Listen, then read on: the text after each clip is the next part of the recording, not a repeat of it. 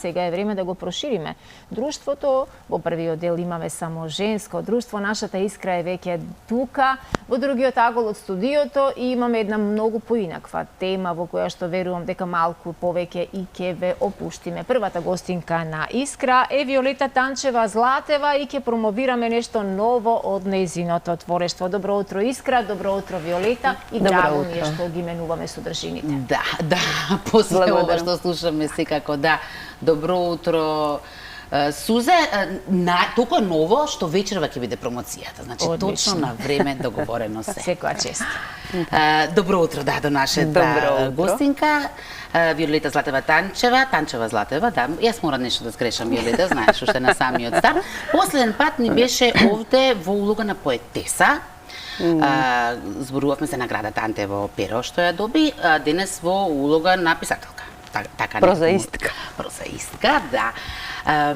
Да напоменам само на самиот почеток дека твојот нов роман ќе може и на еден гледач да го добие денес, ќе му го подариме, за тоа што прво да видиме за што станува збор, а потоа ќе го вклучиме. Станува збор за Бела сама. Сега веднаш да прашам, Бела само сама или Бела и осамена? Тоа е малку игра со зборот сама, тоа е всушност дел од нејзиното презиме, меѓутоа намерно одев со сама, затоа што кога почнува романот, кога таа се навраќа на спомените, таа е сама. Значи, алудира и на нејзината самотија и на нејзината осаменост. Сме зборувани, нели, и честопати и со други писатели за книгите. Сега треба малку да заскокоткаме, не се да откриеме, ама денес ќе направиме еден друг мал експеримент, односно да ја изанализираме книгата, но јас само ќе прашувам, ти ги си анализираш, како што тоа го правиме во училиште. Се почнува од мотивот, идејата, така? Епа, драга писателка, кој беше мотивот? Кој беше мотивот? Ликот за девојчето Бела сама потекна од еден неврзан разговор со син ми Стефан. Значи, така се создаде тоа. Всушност е негова идеја, ликот Бела сама, девојчето. И разговарајќи за тоа девојче, ние често така знаеме да си кажуваме приказни со него, да си раскажуваме. Толку ме заскокотка Бела сама, знаете, тоа е како некое... Си измислите сам? Да, измислена, значи. Фамилиарно си измислите? Фамилиарно измислена. Толку ме заскокотка таа нејзина судбина, тоа нешто што го измисливме, што почнав да се прашувам цело време како ќе се развива нејзиниот животен пат. Што ќе се случи? Да, и околу тоа јадро, околу тој лик на тоа девојче, почнаа да се пластат нови содржини, како расте семејството, кое и така натаму. Значи, приказната постепено си се градеше, иако не траеше тоа многу долго. Значи, сето тоа, од почетокот, измислувањето на Бела сама, до нејзиното завршување како книга и печатање на книгата помина само 1 година. Што е мал период, за разлика од некои други романи, например, кога авторите велат дека е 3 години, 5 години и така. Да. Дали е Стефан задоволен од Бела сама? Па мислам дека е задоволен, иако знае да каже и додека ја пишував приказната за Бела сама, ме подпрашуваше, а тоа го напише ли, тоа го напише. Тој одеше малку и во некои други крајности, можеби ако се напишеше, ќе добиевме некој магичен реализам таму. Меѓутоа сакав конкретно да се задржам, да биде реален роман, значи. Роман за лик поттикнат од нашето поднебје. Што значи Виолета, можеби и од Стефан името требаше да го пишува како коавтор? Епа, во посветата му пишувам. Доволно, добро, значи. И освен тоа имав натре од него една графика, поле, објавена во функција на анализа на текстот. Мајката на Бела, кога ја учи да анализира уметничко дело, подготвувајќи ја за во средно уметничко училиште. Сега, второ што се анализира е темата, со тоа што овде не е една тема, овде имало повеќе теми. Многу теми има овде. Многу проследувачи, критичари, да речем уметници, кои досега напишаа осврти, се концентрираат на различни теми. Тоа е веројатно од нашето лично доживување и како ние тргнуваме. Например, уметникот Никола Пијанманов вели дека тоа е роман за осаменоста и за пркосот на кревкото. Пепи Стамков, тој е еден млад автор, проследувач на книжевните настани пројави, осврнувајќи се претежно на тоа дека романот се случува во ова наше поднебје, во Македонија, и дека во него има многу народни обичаи и верувања, го класифицира како македонски роман, па дури и многу ласкаво вели дека од типот на Пиреј на Петре М. Андреевски. Ана Јовковска, која вечерва ќе го промовира романот, ги загатнува оние комплексни, тешки теми за женскиот принцип, за мајчинството, за траумата, за злоупотребата, за женското тело и сексуалноста и така натаму. Тоа е комплексен на вистина. Значи, меѓутоа таков е и животот, значи јас не одев на тоа намерно нешто да собирам теми за да биде актуелен или комплексен романот, тие сами се наметнуваат, произлегуваат од времето што го живееме, затоа што е современ роман, современ лик. Значи тука ги има и темите за булингот во школите, што е многу актуелно денес. Подсмејување и смејување. Да, за дете што е различно, дојдено од друга средина. Па на кој било начин, значи различно, да. Потоа насилството во рамките на поширокото семејство. Од друга страна, поддршката, односот мајка-ќерка, односот тетка, внука. Екологијата исто така, бидејќи мајката на Бела, например, организира една акција за собирање на пластичен отпад од селото, па наидува на подсмев таму, дека го собира туѓото ѓубре, мислам. Сето тоа наоѓа одраз овде и на крајот од романот неизбежно беше да се споменат и нашите актуелни теми. Превирањата во Македонија околу промената на името, потоа 2 години што ги проживеавме затворени во пандемијата на COVID-19. А последиците, предпоставувам, после тоа. Така што од тој аспект Ана Јовковска вели дека тоа е и роман за клаустрофобијата на духот. Да, кое што ја чувствуваме. Да. Сите. Покрај другото, зборуваш и за друга тешка тема, а составен дел од нашиот живот, тоа е загубата. Загубата, да. Ми се чини дека книжевноста е еден добар начин за младите луѓе, особено да се изборат со загубата. Сите ние губиме некои драги луѓе во животот, така се случува и со Бела. А не постои некој упатство по кое што ќе се раководиме во таква ситуација? Па дури и да има, сето тоа ние го преживуваме индивидуално, се бориме со тоа во зависност од тоа колку ни е цврст духот, колку и како успеваме ние да се избориме со загубата. Преку книжевноста може на некој начин да им се помогне на младите луѓе да се изборат со личната загуба. Затоа што од една страна сваќаат дека не се само тие единствени што загубиле некој драг. Од друга страна, преку постапките на ликот во книгата, им се укажува на некои можности за полесно тоа да го пребродат, да го надминат. А инаку загубата не е составен дел од животот. Тоа е. Ние како човечки суштества можеби многу сме напреднати во технологија, во сите други области, меѓутоа никогаш не сме научили и не можеме да научиме, нема начин да научиме како да ја прифатиме загубата, како да се справиме со стравот од смртта, и за тоа многу се зборува во романот. Значи, тоа е оставено секому од нас индивидуално да го преброди. Јолита, многу тешки теми, не само многу на број, туку и по својата тежина. Така. Ти лично со твоите емоции, пишувајќи ја, како се справуваше? Предпоставувам нас како читатели ќе не потресе?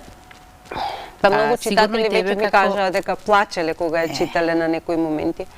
Самото плачење ја улеснува. Веројатно тежината што ни ја остава, тоа е потешкото, да. Тегобно е да се пишува. Мислам дека најтегобниот дел за пишувањето ми беше со насилството, со на тетинот кога посегнува по Бела сама. Тој е фигура што по редот на нештата би требало да е нејзин заштитник, закрилник, меѓутоа е таков некоја зла природа. Бидејќи сето тоа јас го гледам, го доживувам и така натаму, мислам дека тука ништо не се измислува, значи се веќе постои, само треба да се напише.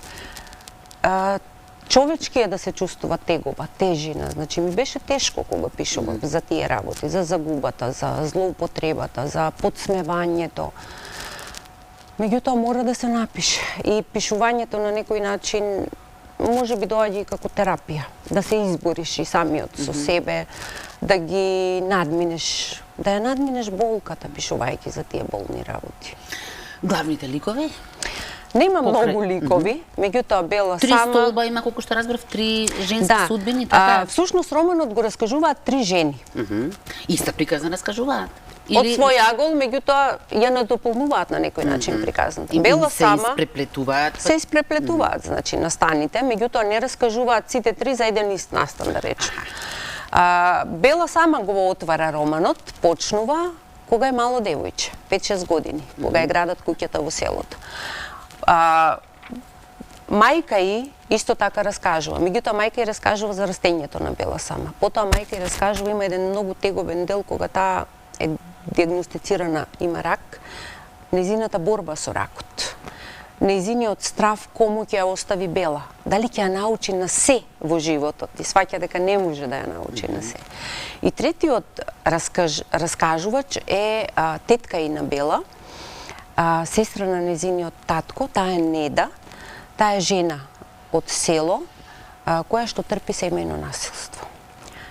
И сите тие всушност раскажуваат и сето тоа се врти околу, можеби, главната тема растењето на Бела, меѓутоа секоја си раскажува и за сопствените болки и за сопствениот живот. Од тој аспект и многу мина ми рекоа дека е женско писмо, дека е женски роман. Можеби е женски роман, роман за обстојувањето, за животот на жената во еден машки свет. За кратко да се одржи на ќе прескокнам, сами нека си ја прочитат, а и веќе наговестивме некои работи. Мислам дека можеме веќе да го вклучиме и гледачот, што ќе ја добие книгата, а ние во меѓувреме на равоучението да го слушнеме. На равоучение, па не е толку едноставно како оние кратки анегдоти или бајки да извлечеме поука, што е поуката. И не знам дали воопшто може да се каже едно на равоучение. Воопшто, што е улогата на книжевност? Улогата на книжевност е да не соочи со болните работи особено.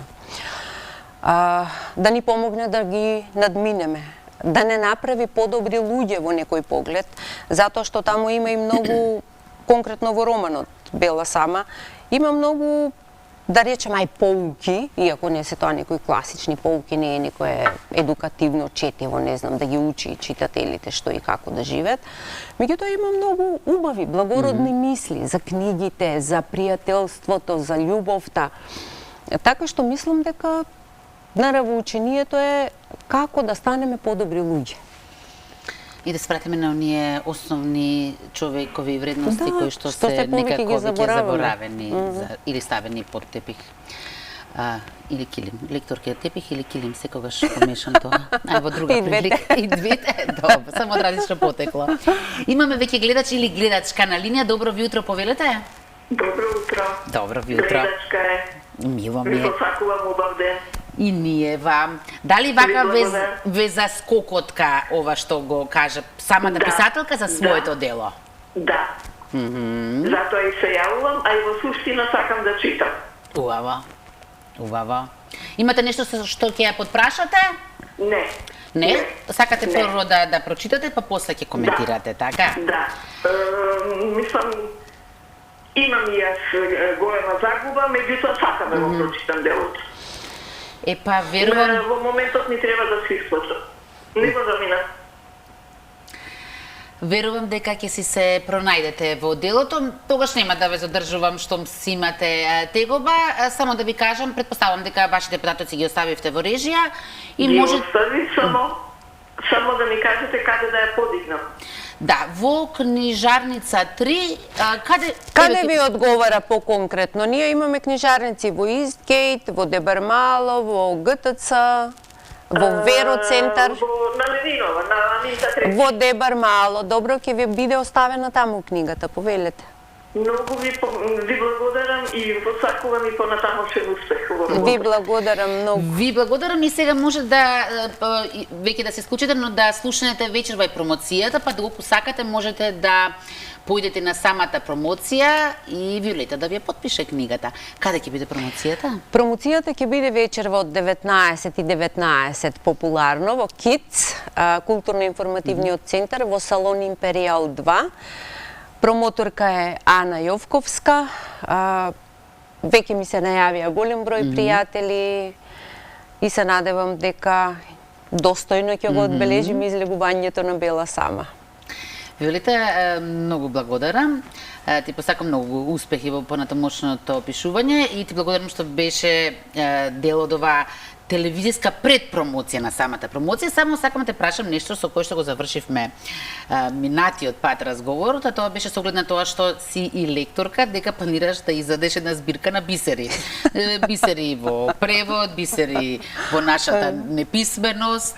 Докаде сме со тоа? Тоа уште не е почнато да се пишува. Уште собираме. Уште собираме, а има премногу материјал, меѓутоа се некако не ми останува време. Значи, бара и тоа време да седнеш, да се концентрираш, да не знам, да ги поделиш некако како ќе бидат. Се уште ме притиска онаа идеја дека сакам да почнам да пишувам куси работи за тоа каде најчесто грешиме.